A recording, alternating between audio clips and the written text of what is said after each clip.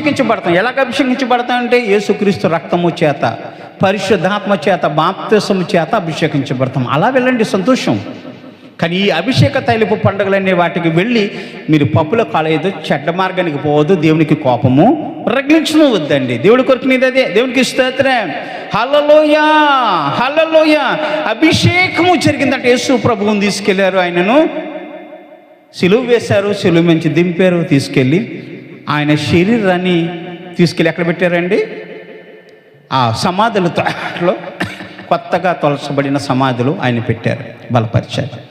ఎందుకంటే మనం అభిషేకించబడాలి.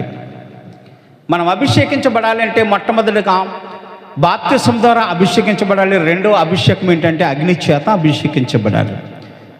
నేను నీళ్లతో మీకు బాప్తిసం ఇచ్చుచున్నాను, కానీ నా వెనక వాళ్ళ వచ్చేటువంటి వాడు నాకంటే శక్తిమంతుడు, ఆయన చెప్పులు మారు విప్పడానికి నేను యోగ్యుడు కాదు. ఆయన వచ్చినప్పుడు నీళ్లతోటిని పరిశుద్ధాత్మతోటి మీకు అగ్ని బాప్తిసం ఇస్తాడని.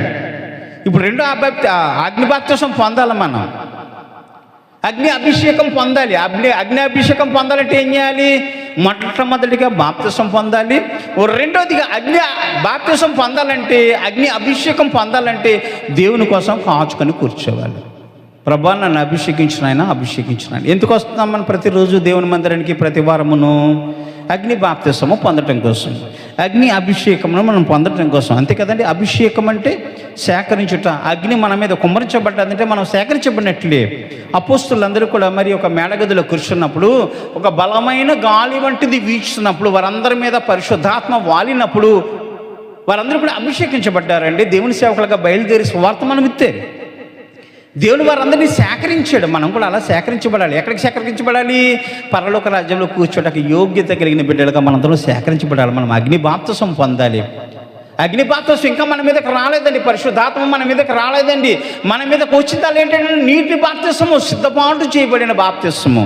ఈ బాప్తిసం అయిన తర్వాత, నీటి బాప్తిసం తర్వాత అగ్ని బాప్తిసము, అగ్ని అభిషేకము జరగాలి. ఆ అభిషేకము జరిగిన తర్వాతే మనందరం ఆత్మతో నింపబడతాం. దేవుని చేత సేకరించబడి మనందరం కూడా దేవుని రాజ్యానికి వెళ్ళిపోతాం. అగ్ని బాప్తిసము మనము పొందాల్సిందిగా ఉన్నాం. కాబట్టి మీరందరూ కూడా దేవుడు చెప్పేంత వరకు ఒక నిరీక్షణ కలిగి, ఆయన వచ్చేంత వరకు కూడా ఏక మనసుతో, ఏక భావంతో, ఏక తాత్పర్యంతో దేవుని సన్నిధిని కూర్చుని ఆ బాప్తిసం కోసం ప్రతిరోజు